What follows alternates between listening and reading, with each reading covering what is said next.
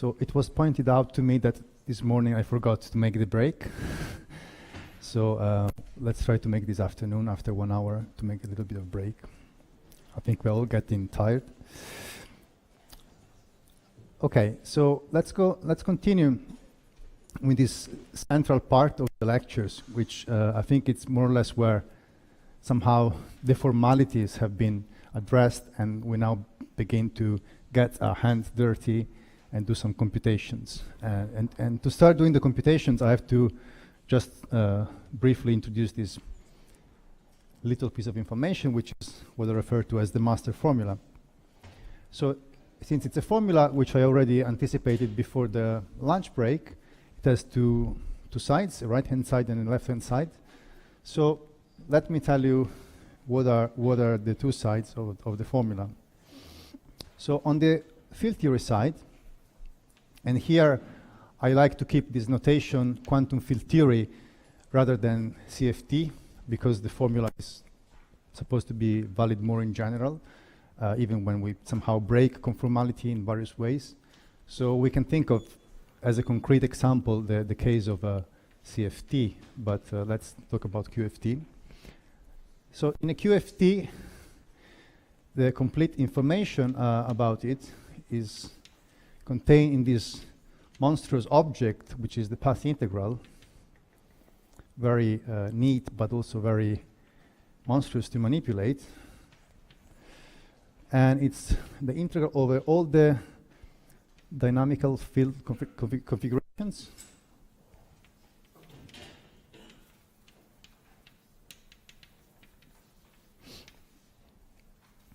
Sorry, very bad notation. Of the exponential of the action, and is what interested in computing correlation functions of generic operators. Then we have to couple this with some source, which, if we keep now notation in 4 dimensions, we write in the following form.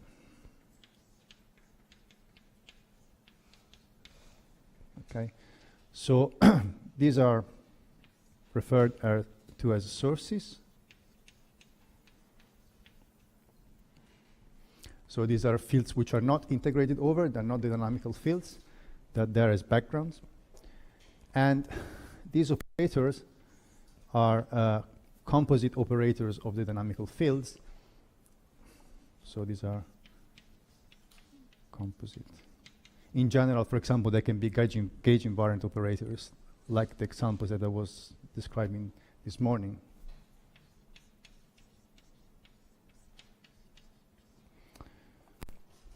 Now, in the n equal 4 example, that is our main example, the set of dynamical fields here that we are integrating over in the path integral are the gauge bosons, the scalars, and the fermions, the complete set. Okay, and so these operators are made out of these by taking traces, whereas the sources are background fields, so they're not part of the Supernian-Mills fields, and they have the correct Lorentz structure, the correct index structure to couple to the appropriate operators, right? To make a Lorentz invariant coupling in the formation term.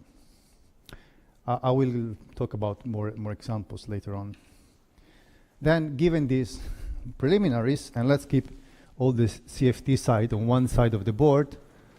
So I guess it's my only chance to be neat and use the left-hand side of the board for the QFT and the right-hand side for the gravity side. Then if we want to compute correlation functions, I'm saying obvious things, but then we will find the counterpart in the gravity side, so I want to be very precise. Operators x1 to xn are computed by taking variational derivatives, the dj x1, dj xn of our z of the QFT and then setting the sources to 0.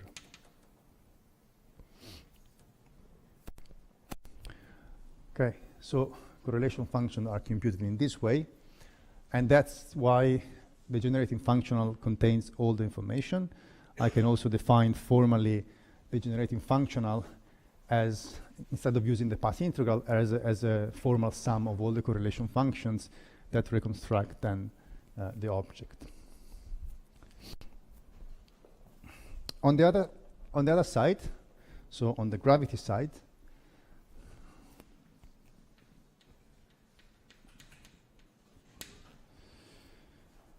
we have, well, let's say in principle what would be nice to compute, but then I will make this more special. So we have string theory partition function. What does it depend on in principle? Is a complicated path integral over all the dynamical fields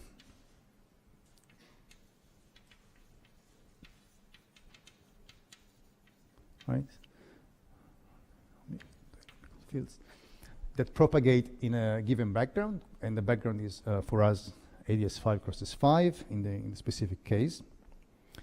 So here we have e to the action of the string,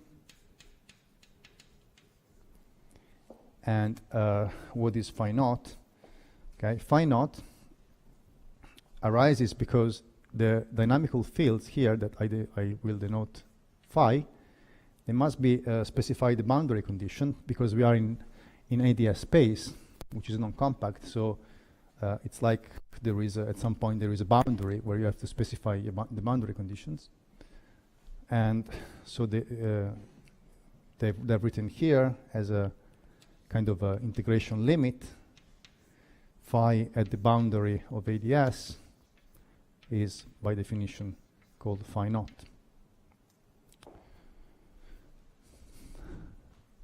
So that would be the object that it would be nice to compute, where all these fields phi are all the string modes. But of course, as far as I know, this is not computable in the background of ADS5 crosses 5. So we will approximate that in a second, but let's nevertheless write the, I should write in the middle, but that sounds stupid, so I will write it here. Z of the QFT is equal to Z of string as a function of phi naught, where the source of the QFT side is identified with the background value, with the boundary value of the field in the gravity side. So that would be the master formula for the strong form of the conjecture, and then we will approximate that in the weak form.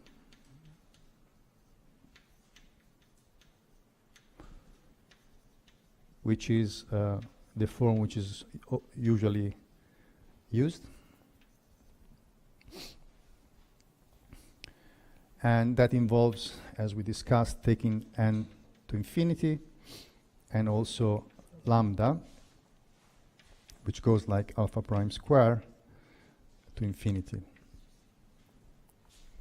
So we explained already how an expansion in alpha prime is also an expansion in 1 over lambda, square root of lambda. So in this limit, then the right-hand side of this conjectural formula takes the much more concrete and amenable form of exponential e to the minus s supergravity as a function of the dynamical fields of supergravity. So now the string fields phi become the string of supergravity. And also to make explicit the factors of n, turns out that at leading order there is a factor of n squared here, when we put the factors of n explicit. And here there are then in principle alpha prime corrections. And also in principle, although here there is not much space, there would be times stringy corrections.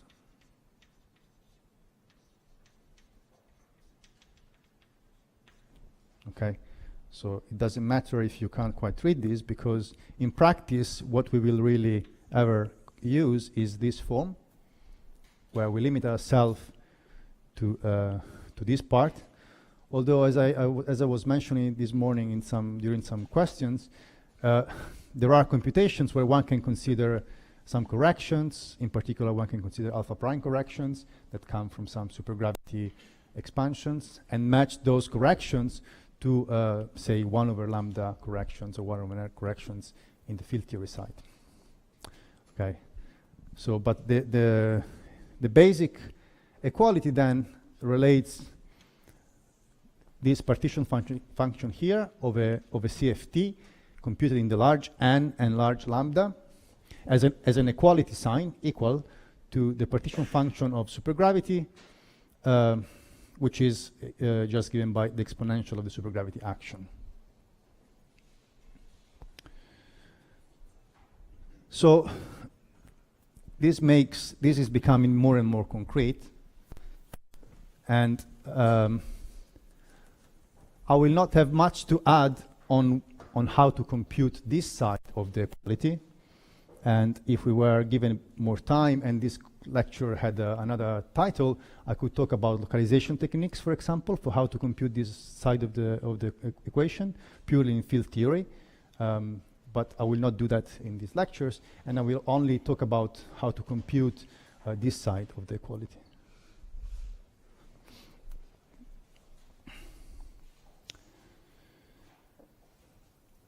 In fact, for the simple computation that I will do, this side is pretty much fixed by conformal invariance, so that you can gather the result of the field theory side by the lectures on the bootstrap here at these lectures.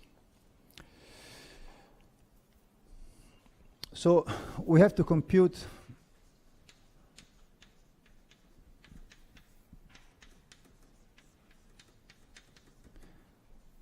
supergravity action as a function of the boundary values of some field phi. And to do that, we need to solve the equations of motion.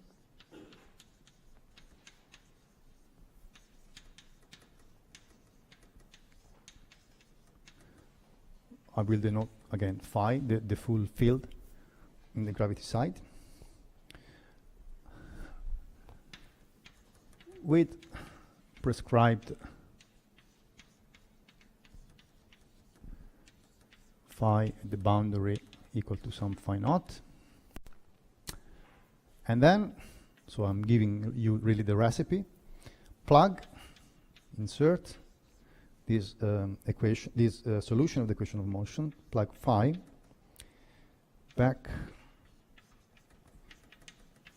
into S. Right? So then, by construction, the final result will be exactly S as a function of phi naught. So it will depend only on the boundary values. Now, some remarks. So this is in practice what you have to do in principle.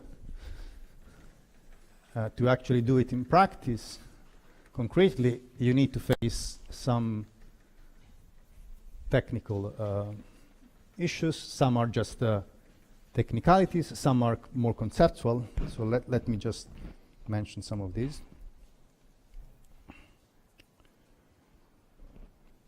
So some remarks. Let's say 1. Well, let's change notation. A. So this S is typically divergent.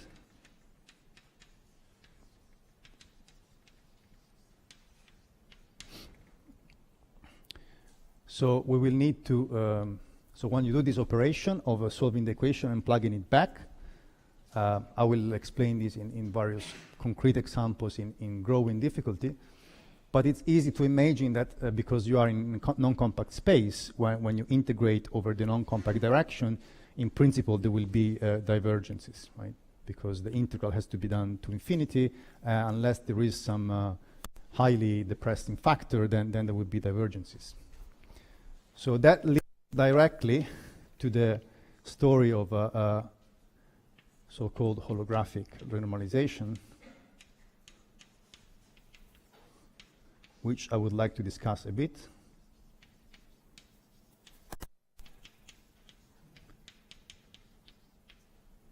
It's one of the important sides of holography, very general. It does not apply to a specific example only.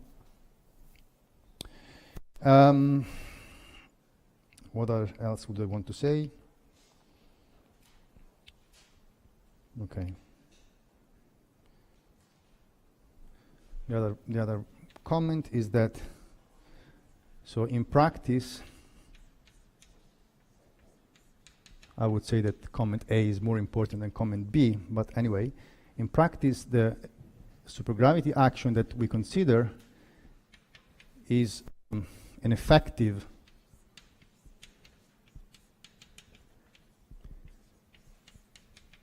action, let's say in d equal 5, for example, if you are interested in ADS 5, obtained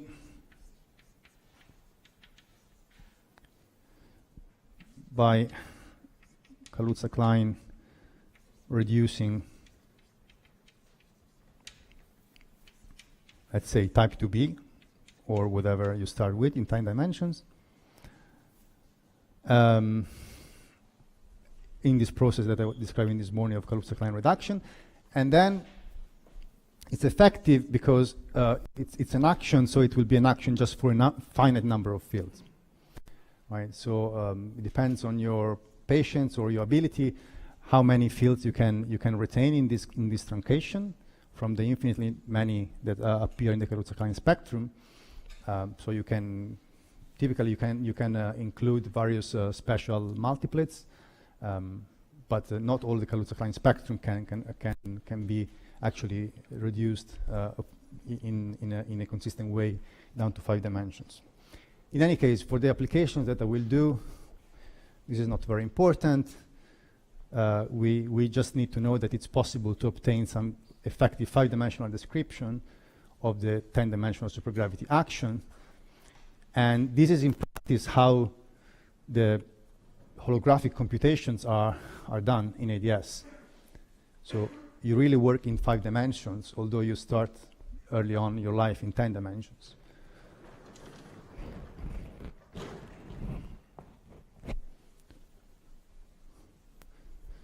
Now, a little bit more about these couplings J, these sources J, and the operators O that I was talking about, yes? You're asking me if it's proved? Yeah, no, it's not. Yeah.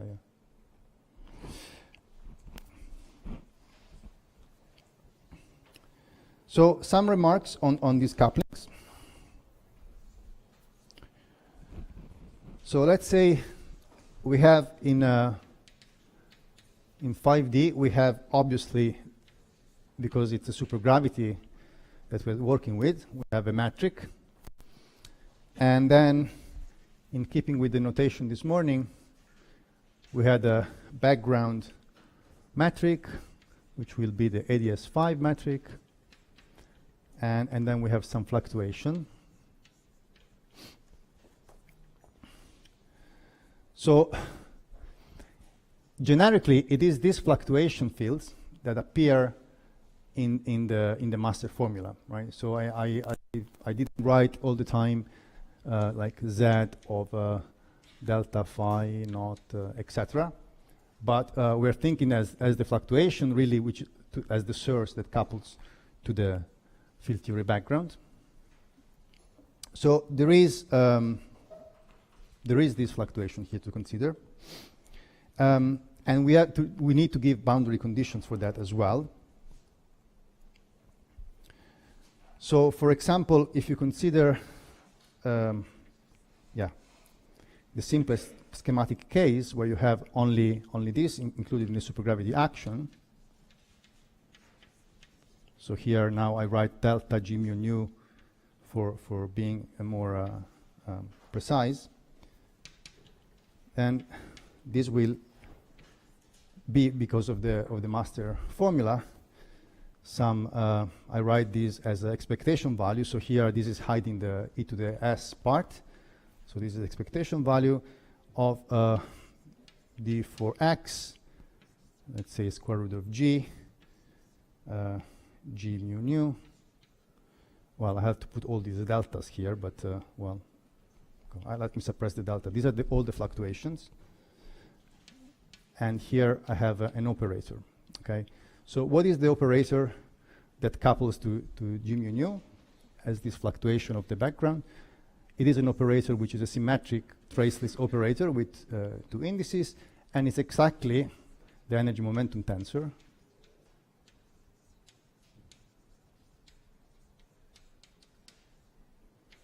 or stress energy tensor of the dual field theory.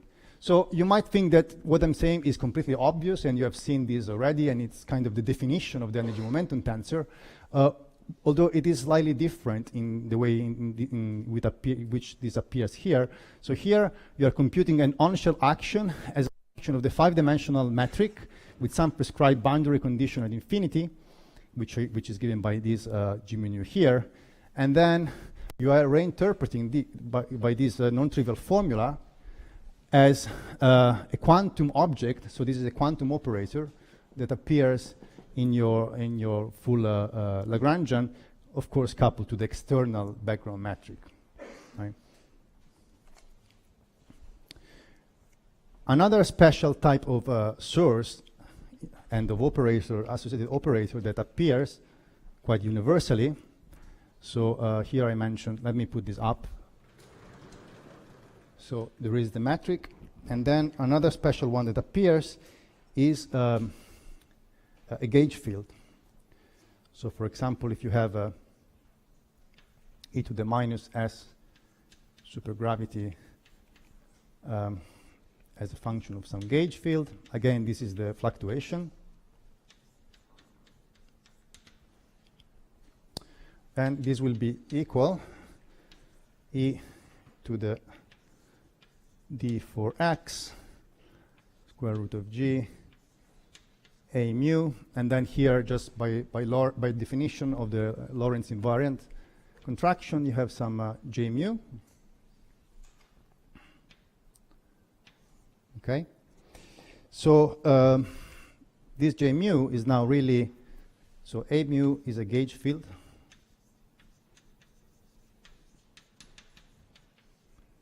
in the bulk. And we see that from the master formula, then this clearly needs to couple. Let's also actually, so this, to make this more precise, let me use this notation.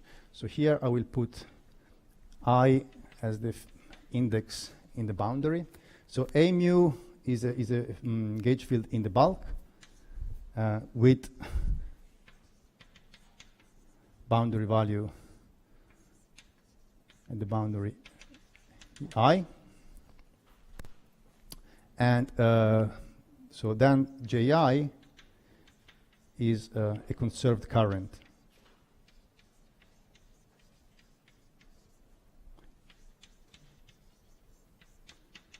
In the boundary.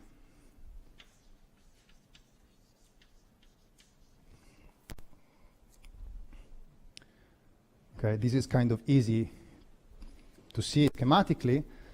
If you have this coupling A mu, J mu, and you do a gauge transformation, so d mu lambda, because the whole thing has to be gauge invariant, then this implies that just by using Stokes' theorem on the term which disappeared, that has to be conserved.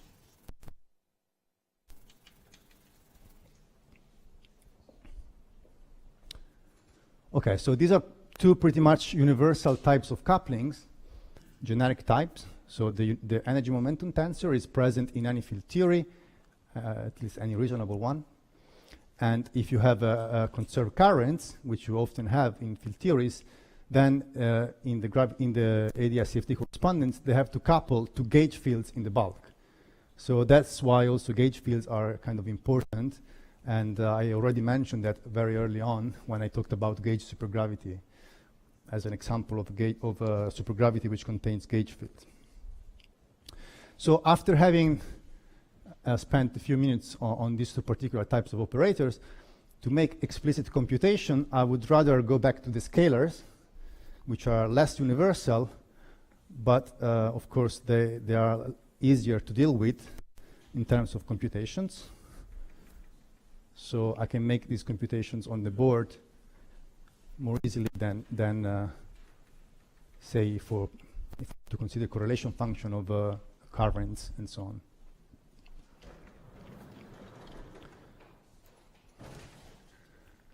So next, as I promised, we will start to get more our hands on, which for some of you might be nicer, for some of you might be more boring. That depends on your taste. But in any case, I would like to discuss some more concrete computations. Yeah? Maybe obvious, but why I'm allowed to insert solutions of phi into action? Why you are allowed to insert solution of... What does it mean? I mean, why what is the best way to answer you? I don't know if I have a very nice way to answer you. So it is really part of the conjecture that you have to consider fluctuations of your fields in a given background, and then it's part of the conjecture that this master formula that I removed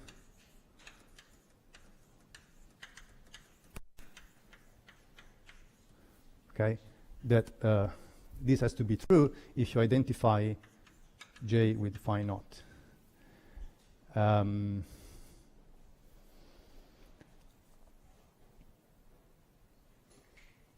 Mathematically, or just from the point of view of the procedure, that you're taking the equation of motion and plugging it back, there is nothing particularly strange or wrong with that.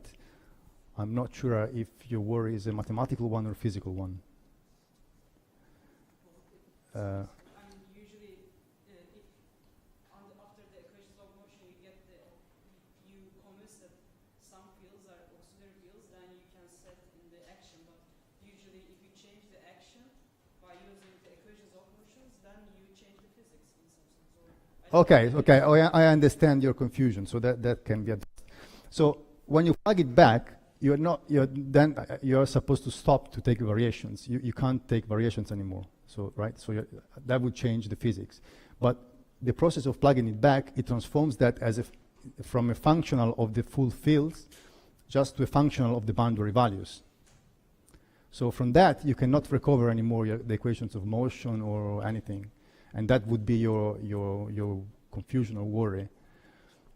This is something you are not allowed to plug it back and then derive the equations of motion from that. That's highly forbidden.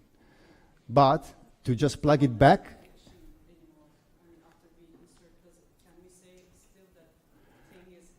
It's in this kind of semi-classical approximation of a path integral, right? So a path integral is some integral e to the minus s, where you have to integrate over all the field configurations, right? So it's like you really have to plug back all the field configuration and then sum over all of them. But in the saddle point approximation, sometimes people... leading contribution to my action. Yes. But, okay, normally that would be the saddle point, and it is the saddle point in the gravity side, indeed. It is, in some sense, it's the saddle point of the string action. So it's not the exact string theory computation. It's a highly approximated computation that you're doing, but it corresponds in the field theory side to an exact computation that you're doing, provided that you take n to infinity and lambda to infinity. So in the field theory side, it's not a saddle point approximation, but it is an approximation in the sense that these two variables have to be taken large. But this is a very non-trivial fact that follows from the conjecture and from this formula here.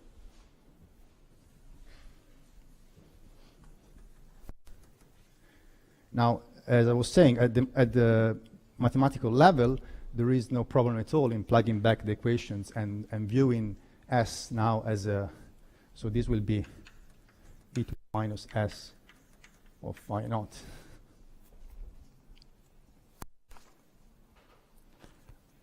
Yeah, it's kind of nice to have these conceptual questions because these are important. So if there are more, otherwise I will proceed with some slightly boring computation that it's illustrative anyway of the power of this formula.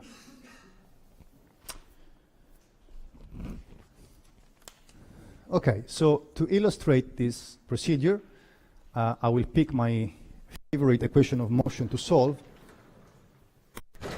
which I guess you can guess. It's the Klein-Gordon equation for a massive scalar, and I will do that in a fixed background.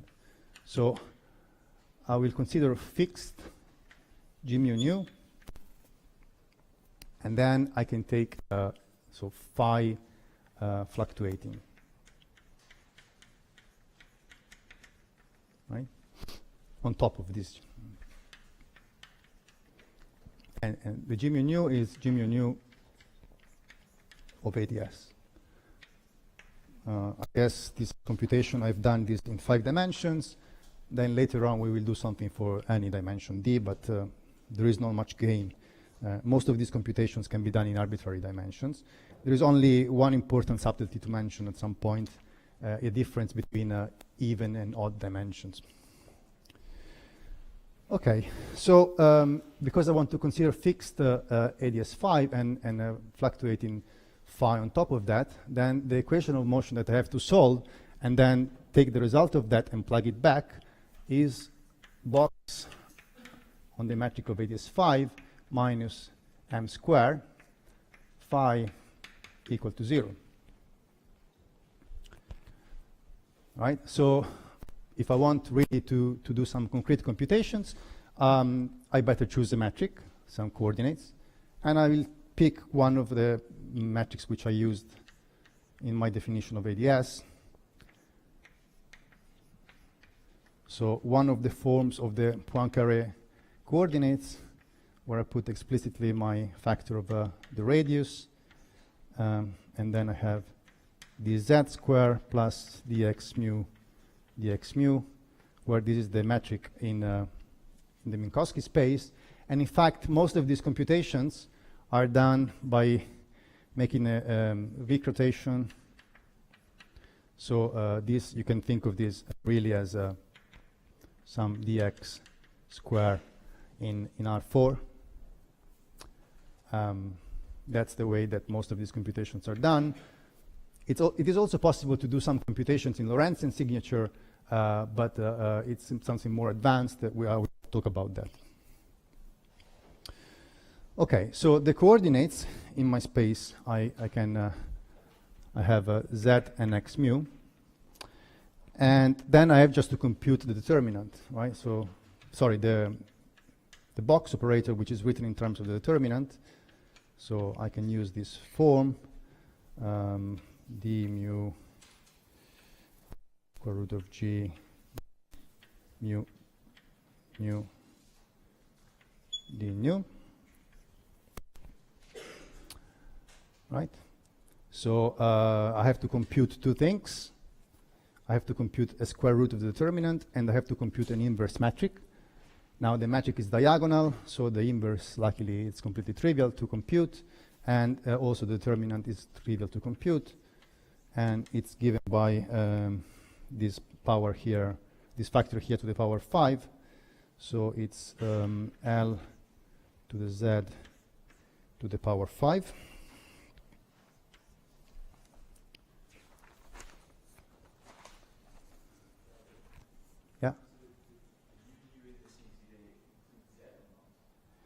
Yes, they do. So let me just pick some notation consistent with everything. Let's change this notation here. In any case, the mu nu will disappear soon. But anyway, thanks. So now I, it goes between 0, 1, 2, and 3. And then there is a fifth coordinate, which is z, okay? So then there are some gzz component and gij components, and there is no gzi, etc. And so I leave to you to just check these details. Is rather trivial, but let me give you the intermediate step. You get 1 over L square, z to the fifth, dz, z to the minus 3, dz, plus z square over L square, the box in 4D. And the box in 4D is just the Laplacian in 4 dimensions, right? Yeah.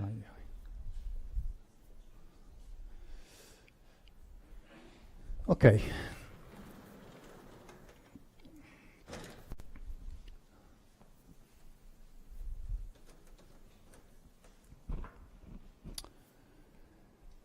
Now, to make some progress now, well, I have to write this box, and then I have to start looking at the equation. The equation is simple looking, but it's not completely trivial.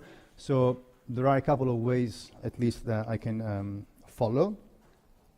One which is easier and more immediate, I will choose today, and perhaps the other one later today or tomorrow, and to Fourier transform in position space. So my phi of xi is equal to some integral in p, and then some p plane wave mode e to the ipx, okay, where ipx is the dot product in 4 dimensions. So I just Fourier transform, and then I plug this in, and then I get something which is fairly manageable. Let's write this equation here as it kind of appears many times.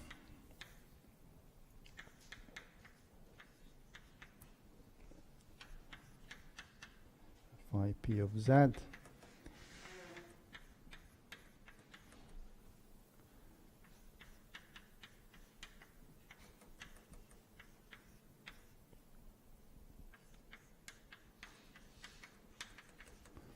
Okay, so I've really done no approximations so far. I've just written the exact equation, just written in Fourier transform.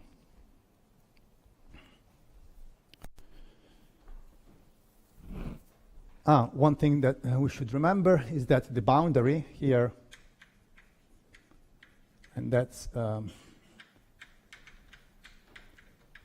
universal set of coordinates that I will use. I'll try to use always this set of coordinates for the rest of the lectures, where the boundary is located at z going to 0. So the other thing which will become soon very, very useful is to consider z equal to some epsilon, small, fixed, different from 0, do the computation, and then let epsilon go into 0 towards the end. So this is a kind of a regulator that for the moment appears just as a throwaway remark, and later on we can make this a bit more precise in terms of really a regularization procedure and the consequent renormalization procedure. Okay, so my first task here, it's not very ambitious. I would like from this equation here to derive the relation that I gave before lunch, and that very few people probably have seen in the talk of Massimo Bianchi. He has also used this relation, the relation between the mass and the scaling dimension. So to do that, I consider an ansatz of the following type: f of z equal to some fixed phi of x, and then z to some power. Okay. So this is an ansatz. And then as any ansatz, I take this and plug into the equation. This is an alpha, okay? So I plug into here.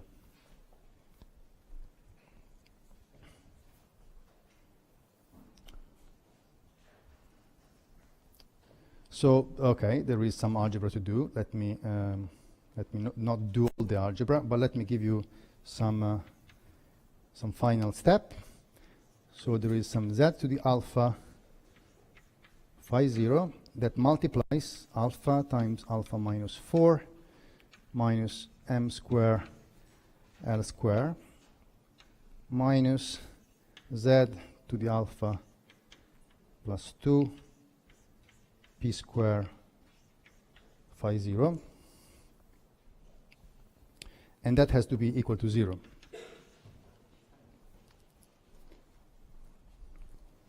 Right? So I want to solve this equation, so I can do it term by term, and in particular, if I consider at leading order for z going to 0, I have to set to 0 this term here.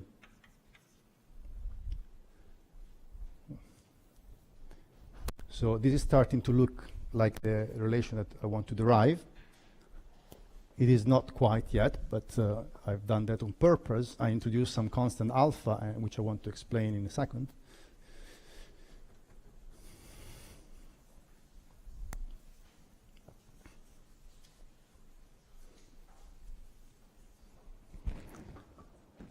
Right, so let's put this in a little box. We have this relation that m square L square is equal to necessarily alpha times alpha minus 4. And there are therefore, it's a simple quadratic. So if you solve it for alpha, there are two solutions, plus minus, which are 2 plus minus square root of 4 plus m square L square. Okay, so it means that alpha, this ansatz here, with either alpha equal to alpha plus or alpha equal to alpha minus, they are both solutions at leading order in an expansion near to z going to 0. Right? So at this point, I'm claiming that I'm finding an approximate solution, approximate meaning that it is valid only for z very close to 0.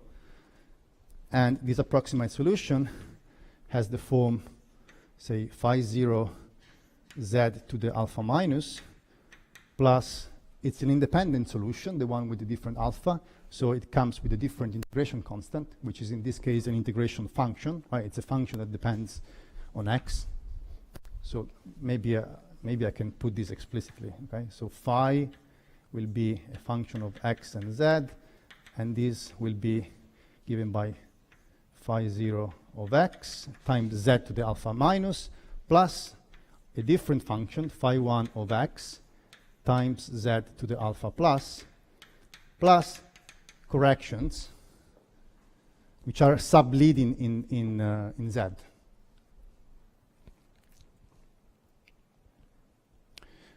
Right? So this is true. The way I'm writing this as leading over that, simply because alpha minus alpha plus is larger than 0. Sorry, is smaller than 0. It's negative. Okay, so then, because when z goes to 0, this is dominant over this one. So this phi naught is definitely the leading order. And because it's the leading order, then this is interpreted as the boundary condition.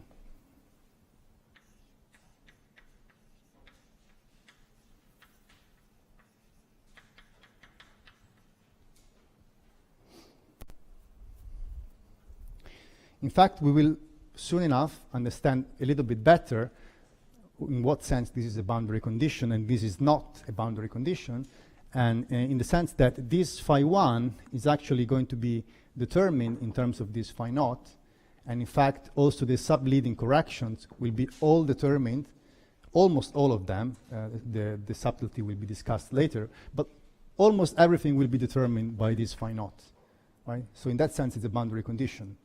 Once you specify this boundary condition and the fact that phi has to solve the Klein-Gordon equation, then the solution will be uniquely specified. Now, given this fact, let's relate this to delta, the scaling dimension of a dual operator.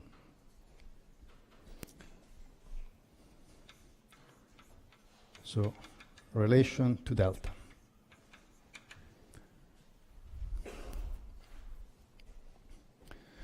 So if we consider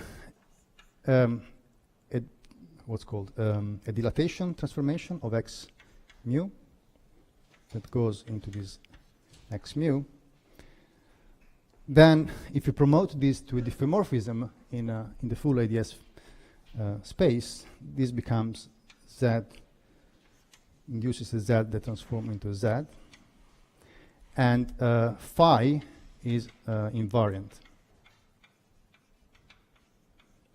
The full phi. Okay, so that means that phi naught, because it has multiplied by this function here, phi naught transforms as phi naught times this w to the minus alpha minus. And then if you go back to the master formula, right, so the master formula, we are instructed to think of this phi naught as, in the CFT side, as coupling to some operator. So let's say the x4 phi naught and then some operator of some scaling dimension delta. Then from the fact that the source scales like that, you conclude simply that the operator itself has to scale like w to the 4 minus alpha minus O delta.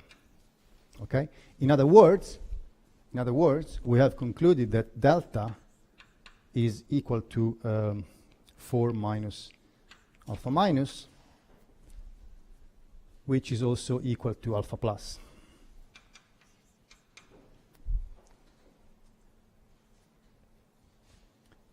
Right? So the formula that was written this morning is not completely black magic, it's not completely out of the blue. It follows basically from the master formula and the basic principle of the conjecture itself. And it says that delta is equal to 2 plus square root of, I just repeating this, 4 plus m square L square.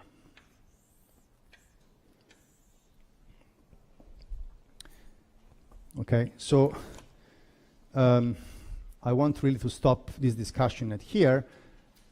There is some further subtlety in which I just mentioned in passing, that sometimes one has to consider alpha minus as delta. But this is just for a more advanced view. Otherwise, for most of the cases, this subtlety does not arise, and this is the root that you have to pick. Alpha plus is equal to delta.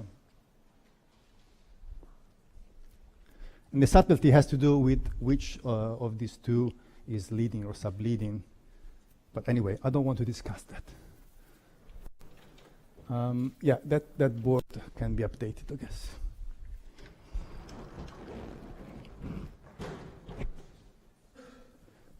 So with this formula proved,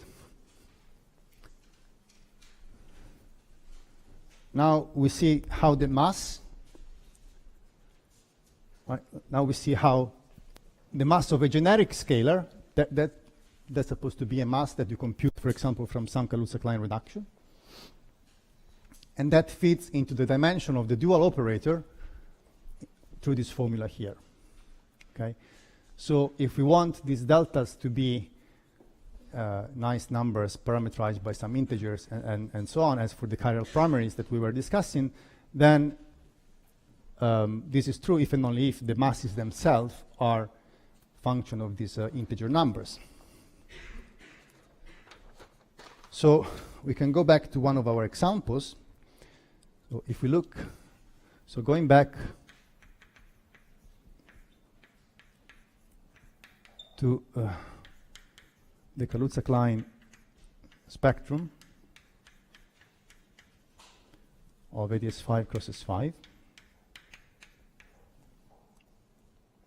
And if we look at the original paper which I mentioned this morning by Kim Romans and Van Overnoytzen, there will be nice tables that you can understand where they're coming from, because they give the complete derivation through this Kaluza-Klein expansion, harmonic analysis, and so on.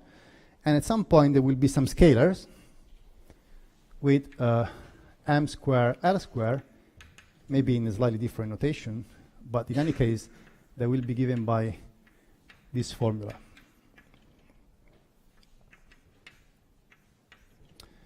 So for those of you who are interested in looking at the paper, they come from mixing, rather diagonalizing the mixing of modes called pi and b, where I can't remember exactly which one, but I think this was the trace of the metric, and this was coming from the phi from flux, or vice versa. So a mixing of the metric and phi from flux after diagonalization gives rise to the called towers of modes, which are labeled by an integer, k, equal or larger than 2, and have this mass here. So you have to be in the perspective that this formula was derived 20 years before the ADS-CFT correspondence was invented or conceived, okay? So now we are 20 years later after this formula was derived, and then Witten comes along and gives us this formula, and then we take it and just plug it back, plug this m square inside,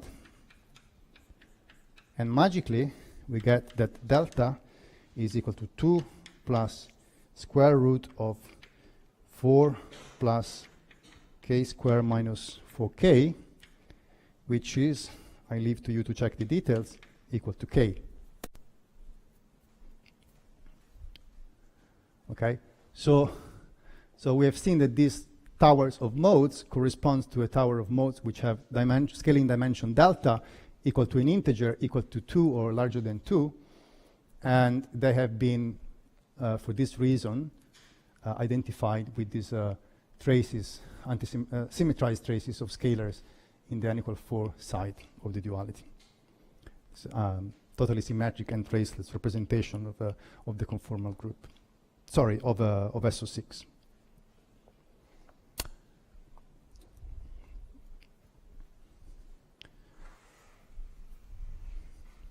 And then you can really continue. You can look at other modes. You don't have to look at all the modes, but you can pick some other simple modes. Yes.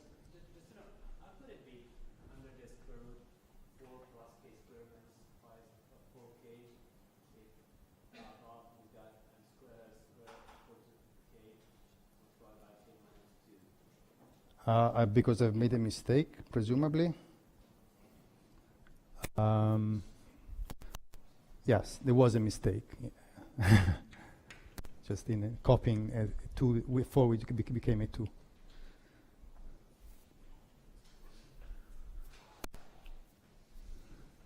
Yes, this was, one could have suspected that because this was starting at 0, whereas we can start a little bit negative,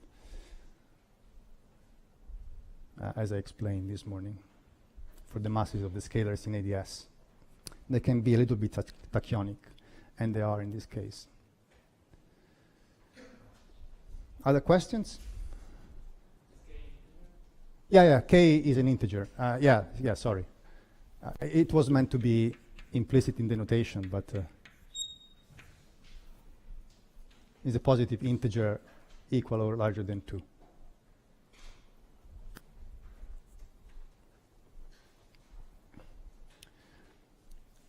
Yeah, so as I mentioned, you can take other examples where you get these masses for scalars, or if you are brave enough, also for other fields of other spin. And then you can plug these masses into this formula and find agreement with the delta of the operators on the other side. It's kind of fun and satisfying to see that whatever you do, it works. So it's a good entry-level exercise to do. So we are kind of exploring the use of this master formula in a sort of perturbation theory. Yes? Sorry, quickly, is K the Kaluza line modus? Because earlier we just defined it to be some Casimir of the symmetry group. It is exactly the same thing. Is it just the like the K and the sum over K is the Kaluza line modus, or is it another? Oh, no. Well, that sum over was meant to be a generic summing index. No, it's not the same thing, but it's the same label. Yeah, it's this. I mean, earlier this morning I said that, just to make this explicit, that trace phi I n had delta equal to n. Okay, so this n is k. So it's this k which appears on the field theory side as the number of insertions of phi symmetrized. On the Kaluza-Klein side, it is an integer which, now you'd ask me exactly which of the charges, which representation is that. I can't remember off the top of my head, but there is a set of integers, okay, that you have to assign here, and that corresponds to this representation, symmetric traceless. It could well be something like 0k0, but if someone remembers from the audience, can update me. Right? It's a label. Is it 0k0? Probably. Anyway, it's not important. It's a label of the representation of SO6.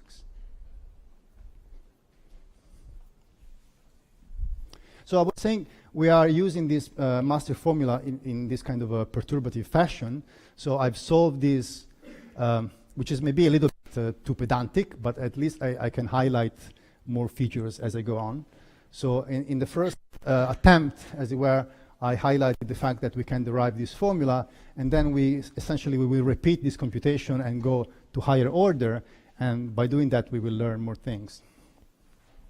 And we will also do the computation using a different technique, which is not that of solving a Fourier space, which then leads to another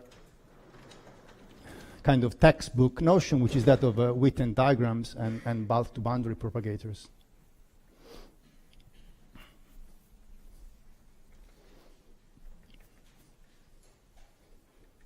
How are we doing with time? We're almost there, yes. So, in fact, let's take the break now, okay? So then we can start the new section.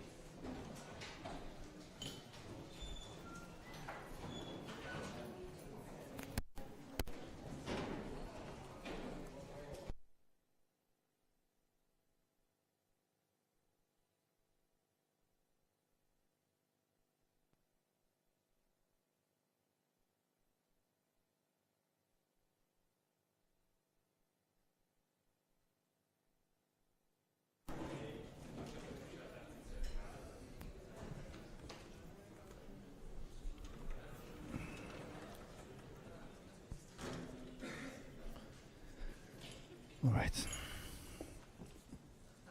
Okay, let me see where we are.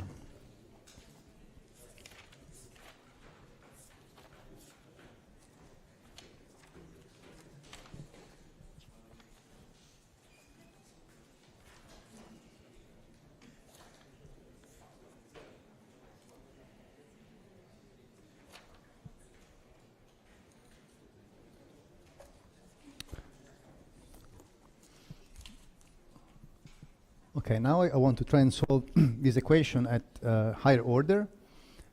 Actually, I will try to solve it exactly, so that in that way I can compute the two-point function.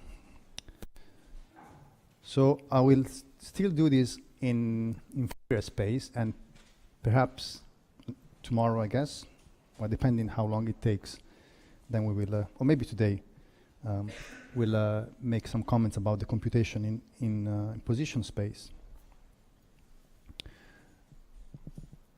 Right, so we want to extract some dynamics, and as I promised, there was one of the questions that I wrote, was question number 2, perhaps. How do I compute correlation functions by doing some computation in the gravity side? And, well, let me write first the title.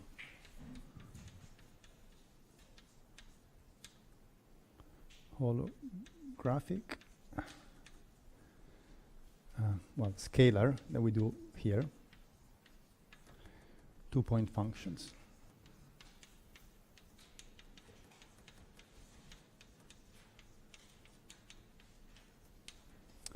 Of course, the value of this computation is purely pedagogical. There is nothing much to learn about conformal field theories, because the 2-point function in conformal field theories are uniquely fixed by conformal invariants. So we're not going to discover anything new.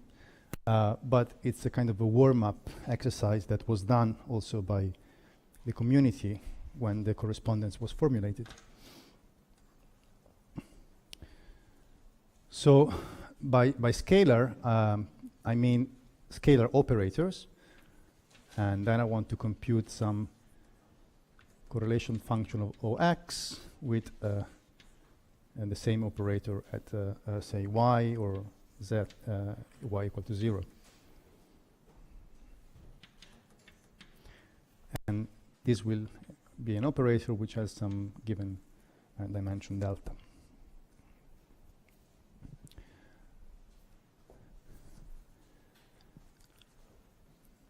So if you remember the fact that Z is equal to e to the minus s of f naught, phi naught, then to compute the 2-point function by taking functional derivative with respect to phi naught, all we need to do is to compute the on-shell action up to quadratic order, right? Because we take 2 variational derivatives with respect to phi naught, and then we put phi naught to 0.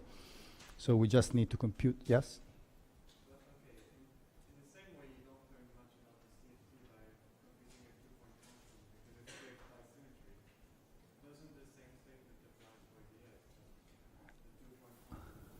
Yes, it does. Yes, it does. But okay, I can just stop and go home if you want.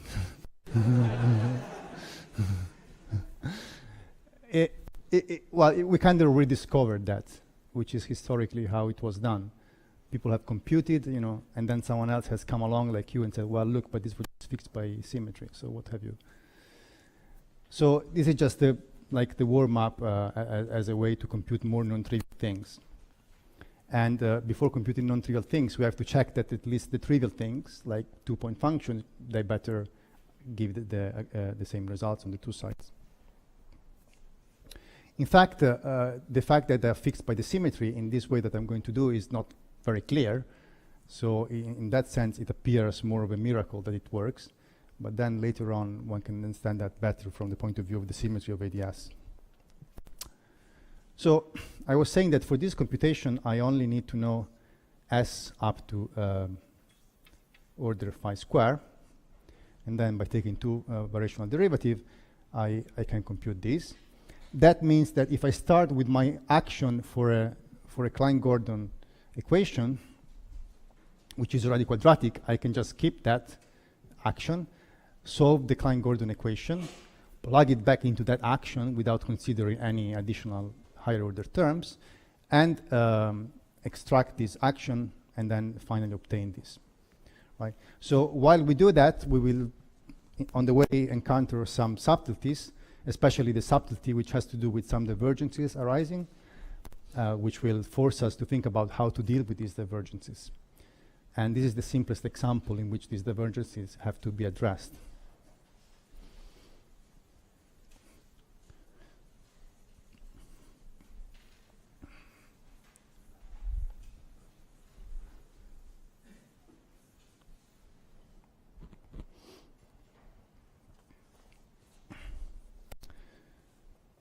So let's rewrite our Klein-Gordon equation. So we have the Klein-Gordon action, and then we have the Klein-Gordon equation. Let's write this again. And of course, for the purpose of this calculation, I don't have to specify what's m. I can do that later if I want.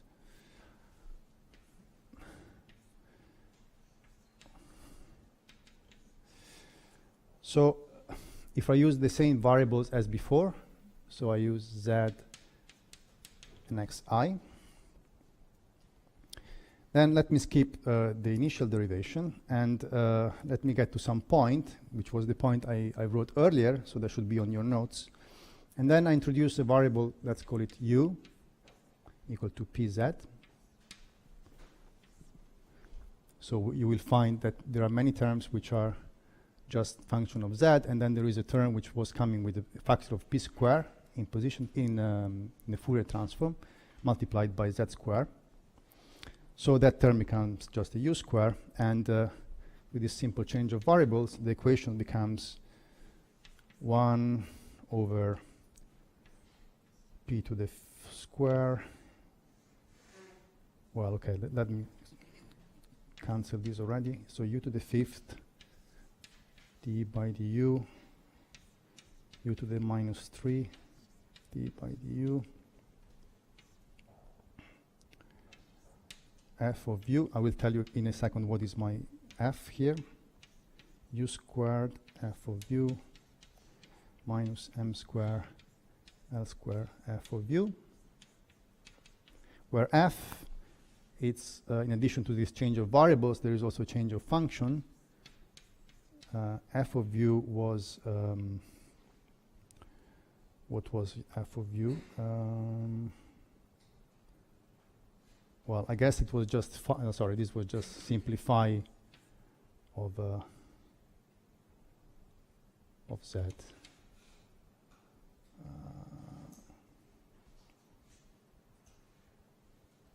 Yeah,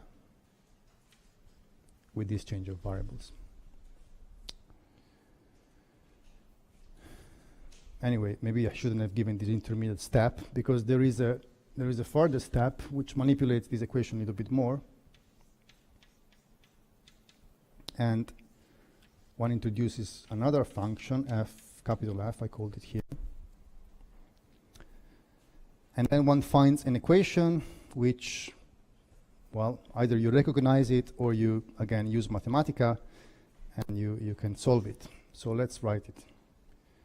So you have u to the 5th d by du, u to the minus 3, 2u capital F plus u squared f prime, where f prime means d by du of f, minus u to the 4th f minus m square L squared u squared f. I don't know why I'm giving you all these steps. Maybe I shouldn't, but maybe you can more easily check it at home. So the claim is that once you reduce this equation to this form, then it's more easily recognizable as a standard ordinary differential equation. And for those of you who are good at these ODEs, you would see that the solution of that are given by some Bessel functions. So,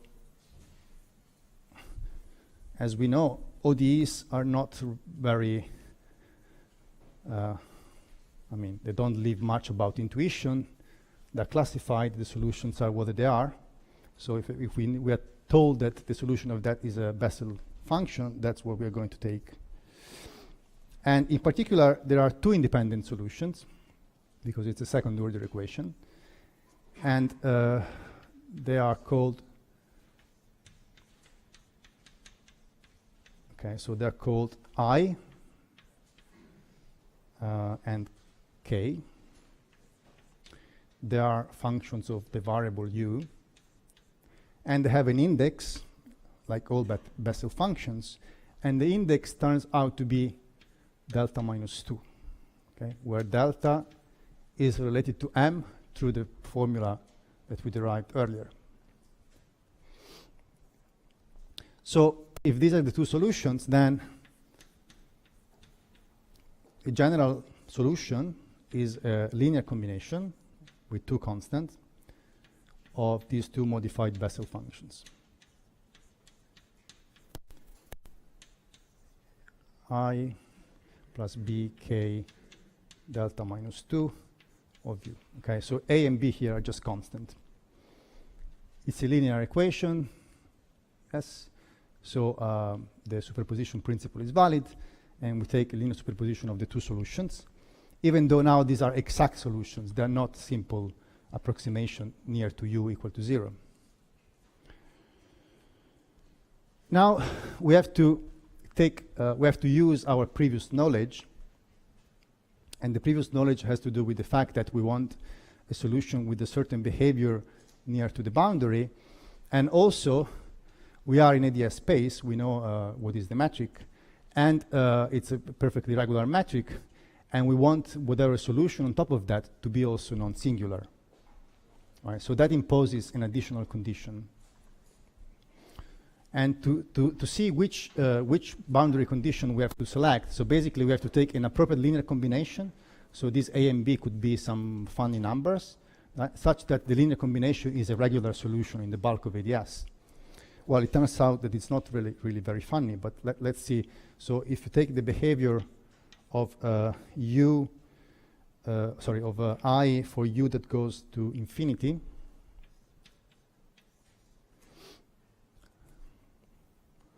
so you have this I of u goes like e to the u, with some square root of u, and k nu goes like of u goes like e to the minus nu minus u, again square root of u.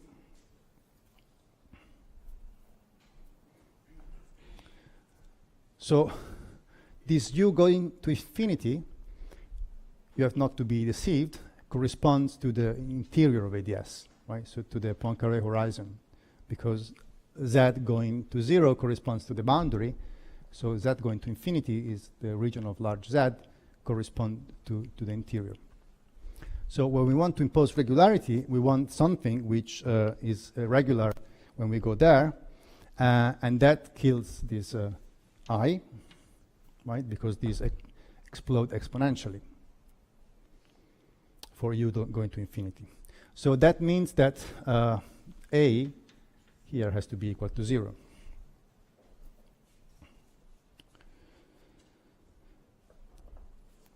Okay, then we can essentially remove from the board this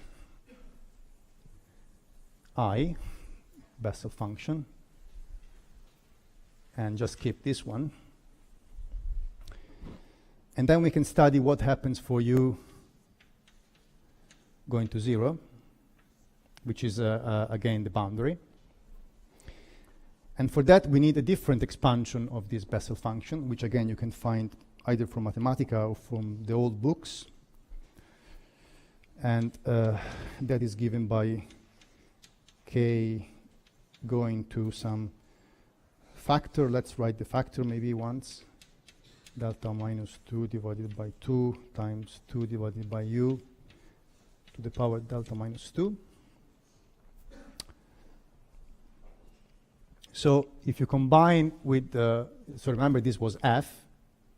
So if you combine with the f there, you find that f of u, as u goes to 0, goes like u squared times u to the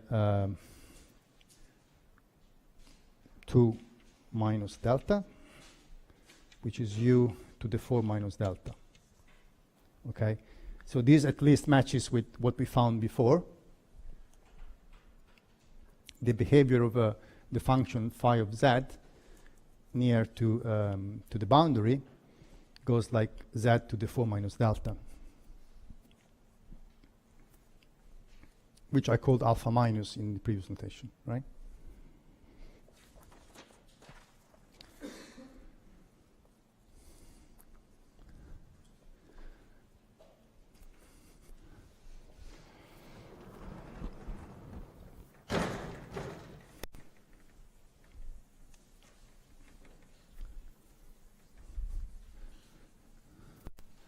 So at some point, this computation, well, so far computation has been completely explicit and exact.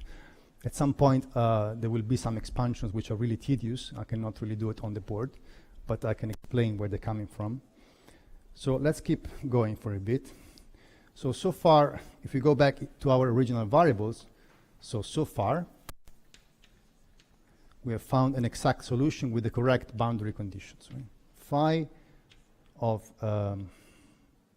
x z is equal to some constant times p z square times k delta minus 2 of pz times e to the I px. Okay, so far no dirty tricks, nothing bad.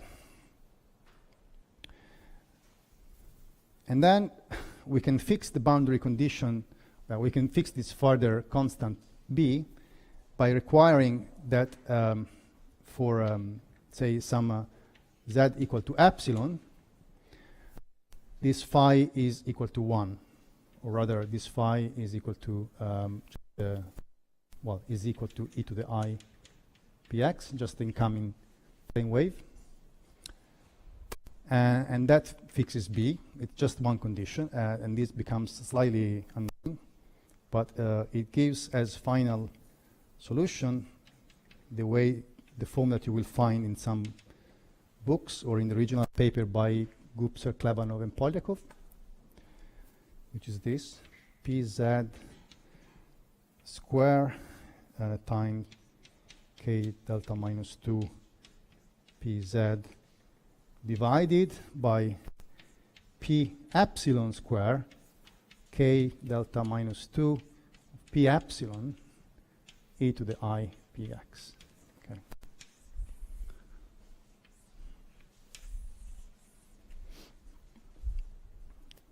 So we had to use this regulator of going slightly off the boundary. So the picture here is that if this is infinity, well, or rather z equals 0. Is this not working? Oh, so yeah, it's working. Then we are epsilon away.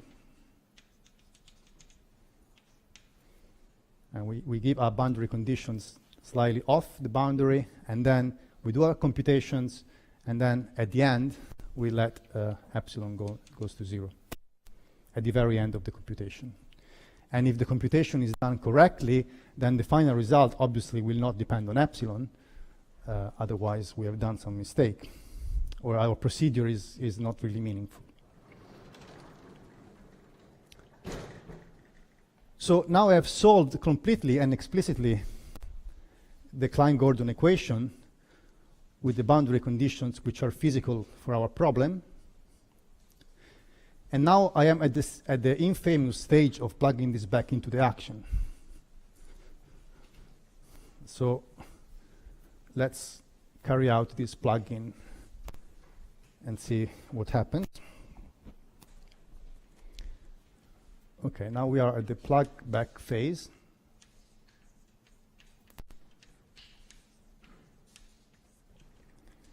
So we have to remember what was the action that we're starting from. And for the purpose of the calculation today, in later days, I will specify better what this constant is, but there is an overall constant here. Let's not worry about that. It's some effective Newton constant that comes from somewhere. And then it's our beloved Klein-Gordon action.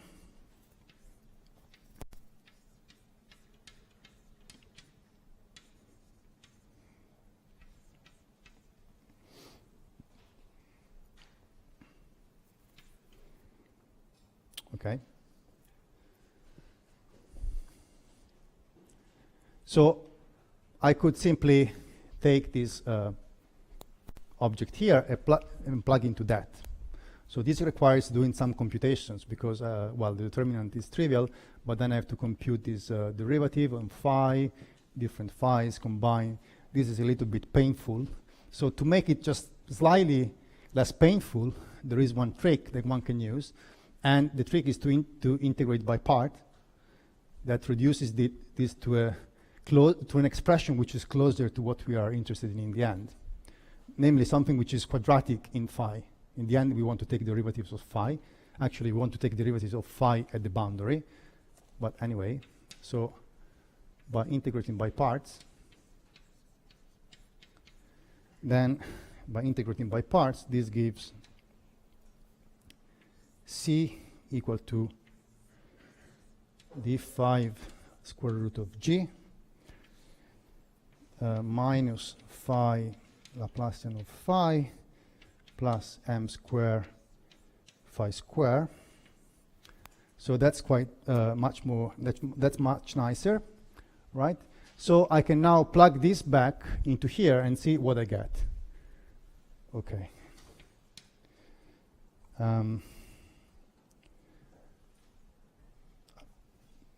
Can you guess what I get from here? Sorry? I can't hear clearly.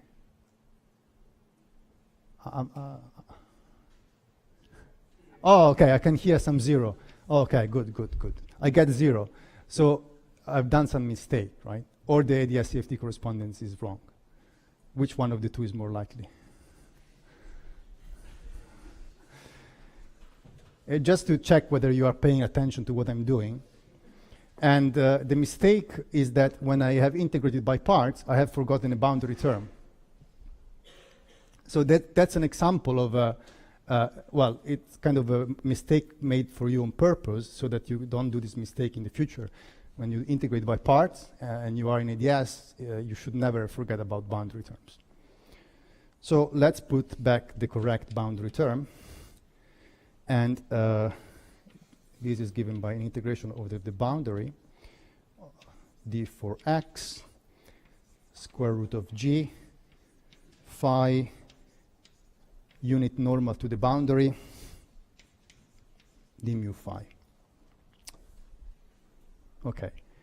Now I can really I can say this was a useful computation because then this is really 0 because I'm plugging the equation of motion back, but I get the term. So instead of having to compute this bit, I have to compute this, which looks a tiny bit better. There would have been no mistake if I was going to compute that.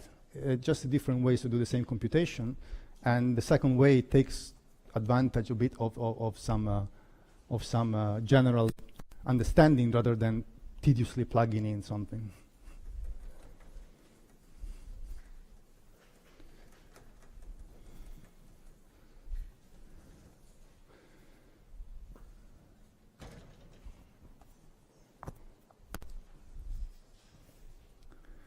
So I'll take this opportunity to quote, sorry, let me just do this quote from when I was a student. Once a professor told me, if you don't do any mistake, the result will be correct.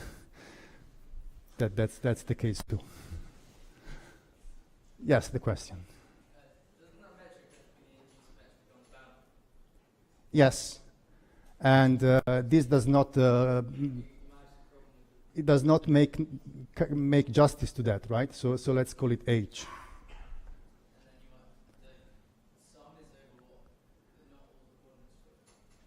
That's the normal to the boundary, right? So this can have, yes, this is the normal to the boundary. Well, in practice, this will be just d by dz. But, it is exactly normal. So if the boundary is parameterized by xi, the normal is d by dz. So one can check that.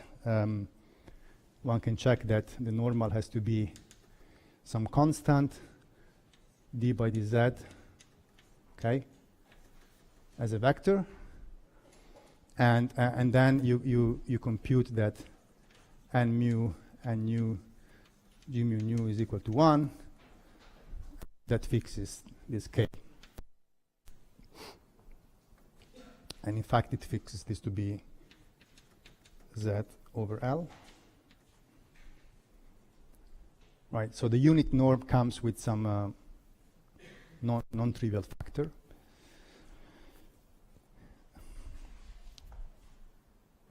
Great. So then with this, I can compute S, and after another simple step, I get that it's proportional to L cube, integral in D for x, 1 over z cube, phi dz phi. Okay, where more precisely, this is a boundary which is obtained by z equal to epsilon.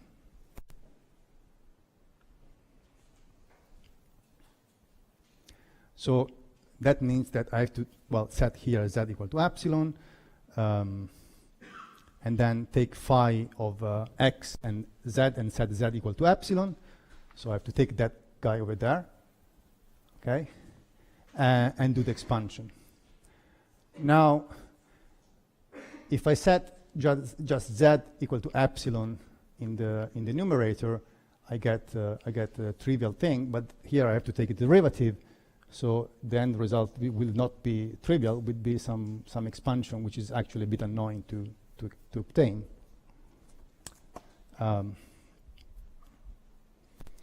Okay, but we can push this a little bit more before giving up and just quoting the expansion.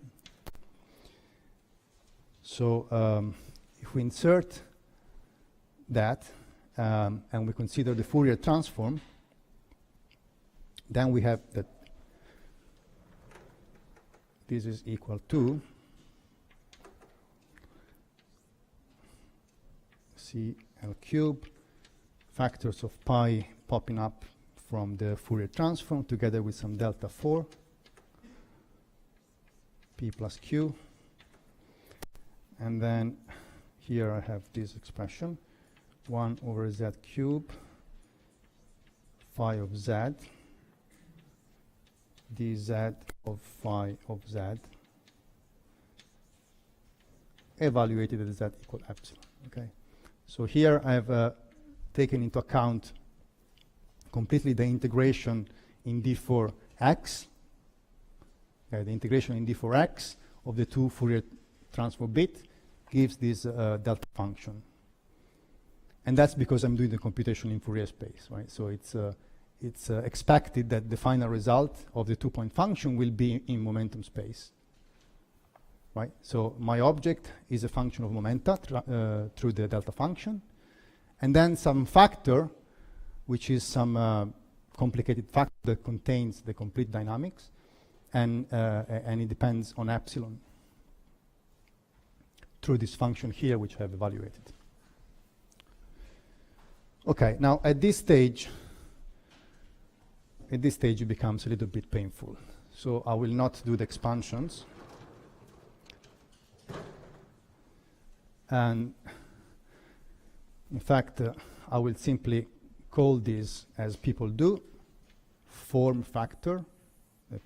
Someone calls this form factor, f of epsilon. No, for flux factor, whatever.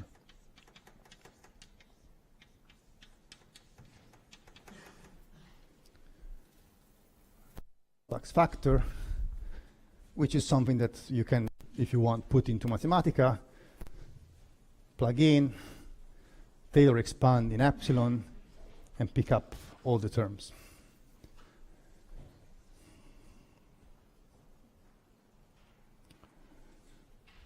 Right? So we have to take this, essentially modulo the delta function. We have to Taylor expand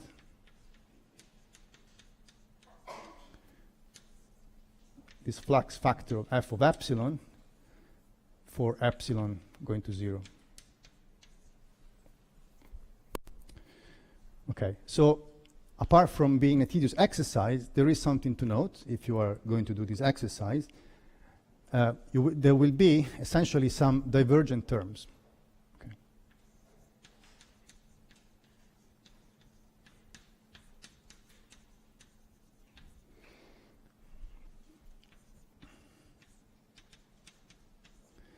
And they have a very precise form, right? So they are arranged into some, we will see this more precisely tomorrow.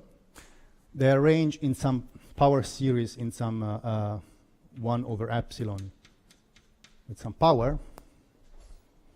So there will be a most divergent term. The expansion will start with the most divergent term, which will be very divergent. And then there will be another plus another a little bit less divergent term, etc., up to some point, which will be finite for epsilon going to 0, and plus order epsilon, so that vanishes for epsilon going to 0.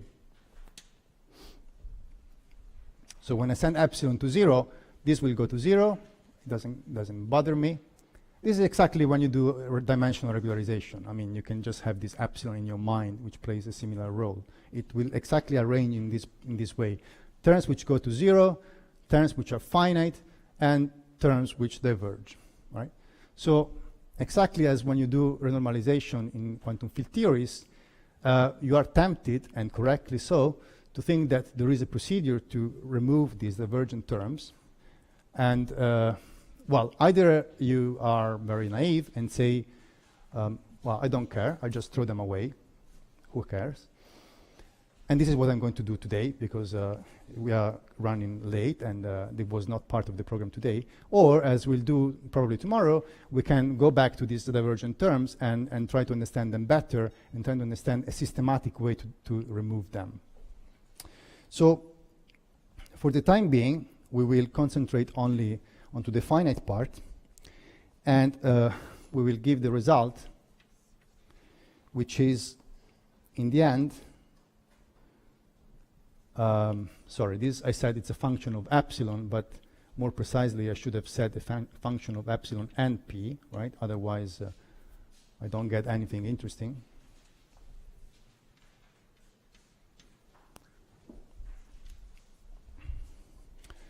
So then, this finite part, let's call it finite, is proportional to p to the 2 delta minus 4. So, okay, you have to believe me by doing this computation, but you have all the ingredients. So you have the flux factor, you have the explicit solution, you have just to plug it in, do the expansion in Taylor series in Mathematica, and find that there is a finite part which goes like that. So if you put this back into here, right, and then you do the Fourier transform back, well, first of all, that's the result in Fourier space. So in Fourier space, we get that OP, OQ, is proportional to delta for p plus q, not surprisingly, and p to the 2 delta minus 4. So here, my conformal field theory friends is where they come in and say that I've been wasting my time in the last hour, because this was known for decades to be true in any conformal field theory in 4 dimensions. And to recognize that, well, maybe you recognize already, otherwise you Fourier transform back in position space, and then if you do that, so you get that O of x, O of y is proportional to 1 over Euclidean norm x minus y to the power 2 delta. Okay? Which was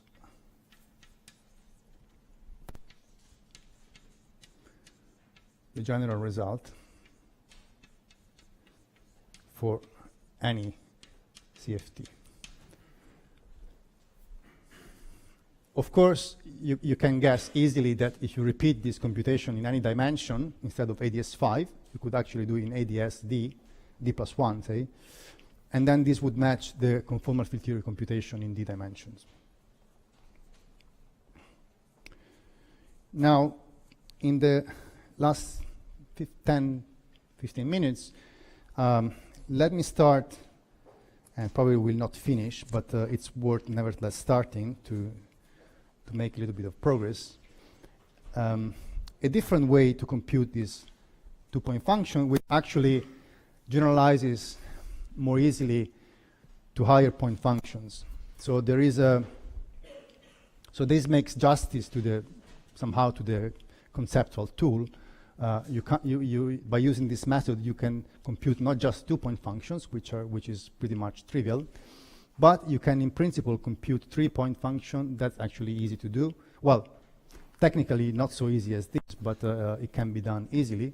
And then by more complicated computation, you can do even 4 and higher point functions. But this becomes then, again, an industry per se to compute these quantities. So I want to give you an idea of how this formalism is set up.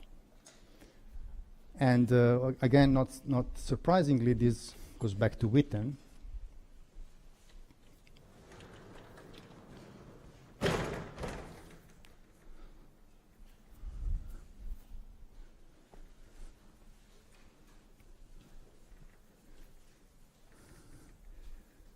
So just a remark while I clean the board. Although I set up the whole discussion of these lectures by saying that supersymmetry is very nice and very important, all of these computations have nothing to do with supersymmetry. So these are just holographic computation which apply independently of any supersymmetry. They just use, just to paraphrase one of you, the symmetry of ADS. But of course there is some dynamic which is encoded, which goes beyond the symmetry. But to see that dynamic at work, we'd have to go at least at three-point functions, which I'm not going really to do it here. In any case, we'll present an alternative method to compute correlation function, focusing on a two-point function.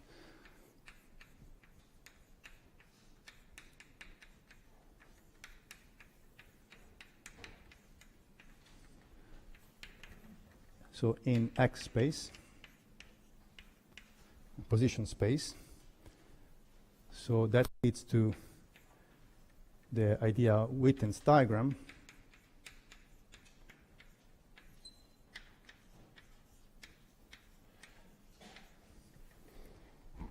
That are quite popular in the context of holography. So this method allows us to introduce some building blocks.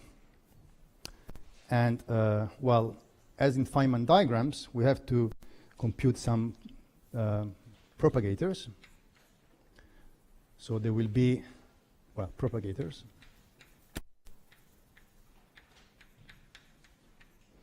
In particular, the first propagator that we need is so-called bulk-to-boundary propagator.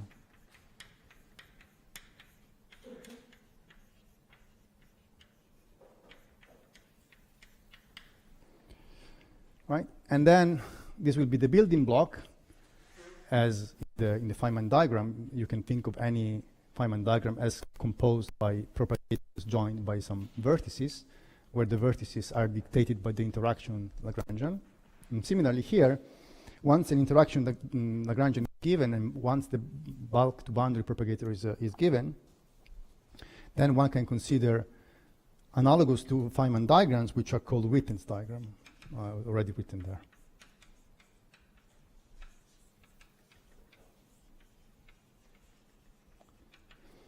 So these are a diagrammatic way to encode some computation, which are reminiscent of Feynman's diagrams, but we're not doing any quantum computation here. We're just computing classical integrals in ADS space.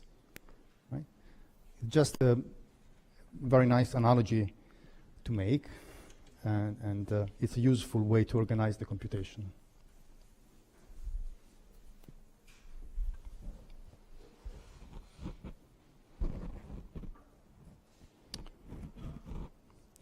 So, well, let's say, let's put it here.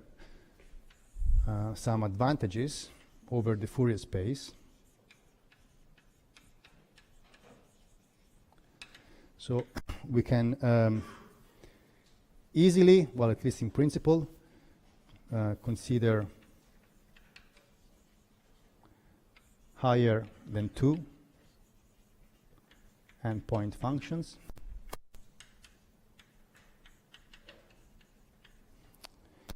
And it is also, again, in principle, easily applicable to other operators rather than scalars.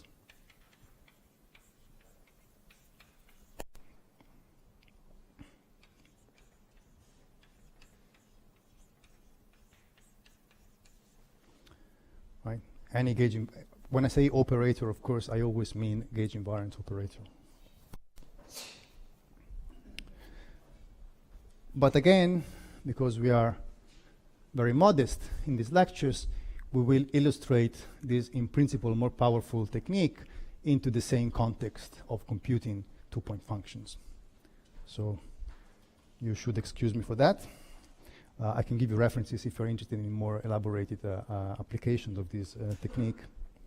So the aim is to compute something which has gone now from the board, but let's write it.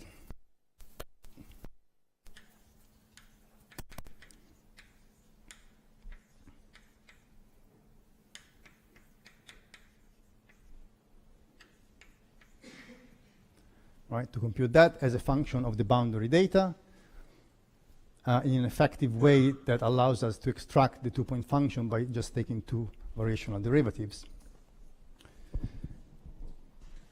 So, in a sense, it is a little bit like reinventing the wheel, but nevertheless, let's do it. So we start from the equation of motion.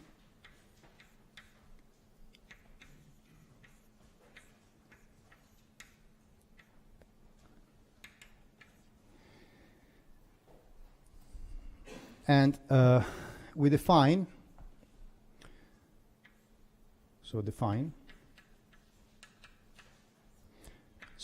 in a similar analogy to how you define the Green's function to solve the Laplace equation in just in field theory, we can define the kind of Green's function here that is something which takes us from the boundary to the bulk. The reason why we want to do that is because our boundary data, I mean our prescribed boundary conditions, are given exactly at the boundary of ADS. Okay, so we want to be at z equal to epsilon, near to epsilon going to 0, where pictorially we prescribe our phi 0 of say some x prime, and this we have to think as something that is vanishingly small. And then we have to give some object that propagates up to an arbitrary point in the bulk. Let's call it phi of x and z.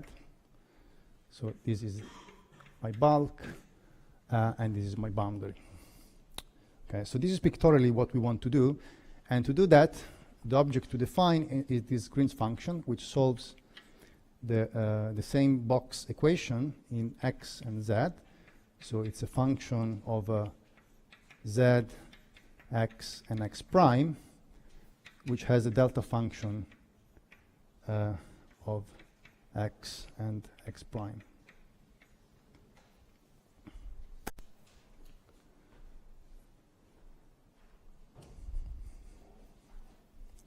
So then any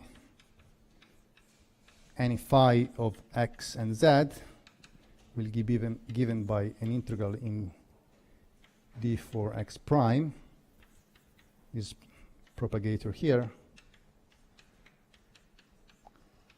of my field of x prime.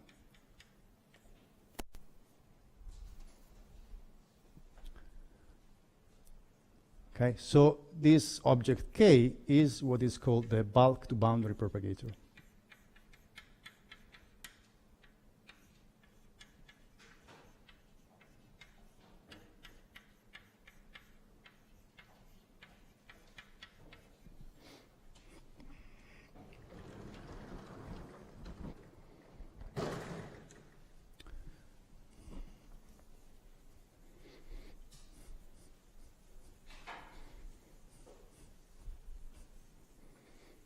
In fact, the solution to that, it's fairly easy to find. So you can check that. And it is given by the following simple ratio.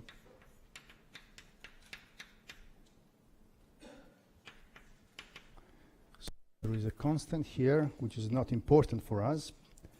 Then there is z to the power delta. And then here there is z square plus x minus x prime squared, and everything to the power delta. In fact, the constant c can also be computed, is this.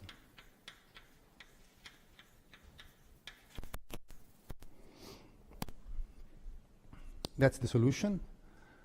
So if you forget for the moment the delta function on the right-hand side, so if you are at position x different from x prime, then this is equal to 0. And then you can check that this function here solves actually that Laplace equation. It's the same usual Laplacian that I wrote already a couple of times. There is a part which is in z coordinates, and there is a part which is the Laplacian in 4 flat space directions. So as z goes to 0, you see that k goes to 0 if x minus x naught is different from 0. And it goes to, it diverges as z to the minus delta. So it goes to infinity if x is equal to x prime. Right? So in fact, this is exactly the kind of one possible definition of the delta function when you compute this with some test function, and then you can use that, for example, to fix the constant c.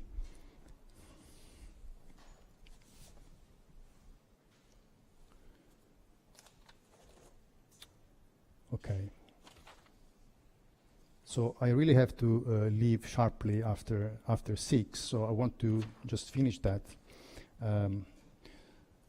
to comment what we're going to do next tomorrow. So let me write it here.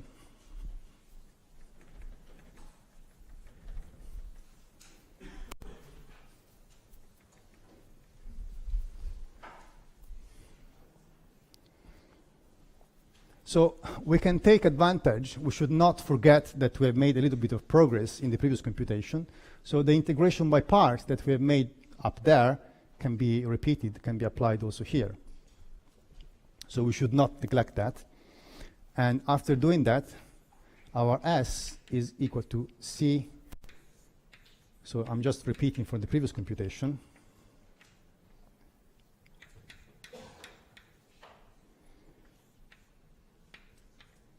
Phi of x z dz phi of x z, okay, at z equal epsilon. So that's our initial action that we have to compute. And now, instead of plugging the solution in momentum space, we want to plug this solution here. So with this boundary propagator, which I insert here, right? So this becomes now a function of the boundary value, phi naught. And then I insert this here. So insert here phi as the convolution of k with phi naught, where k is given. Insert it here. We have now some triple integral to do, some integral in x, and then an integral in another x prime, and then an integral in another x, and then we have to manipulate this a bit, and then we will extract it. That means that I have to go. Sorry. And then we will extract from here our result. Okay, so I have to stop now, but we'll continue tomorrow morning.